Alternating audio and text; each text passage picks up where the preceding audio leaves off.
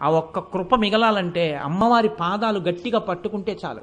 ఒక్కొక్కసారి భగవంతుని చేష్టితం ఎలా ఉంటుందంటే పైకి చాలా కష్టంలా కనపడుతుంది, కానీ ఆవిడ కష్ట రూపంలో చిన్న కష్టం ఇచ్చి పెద్ద సుఖాన్ని ఇస్తుంది. మనకి తెలియదు ఆ విషయాలు.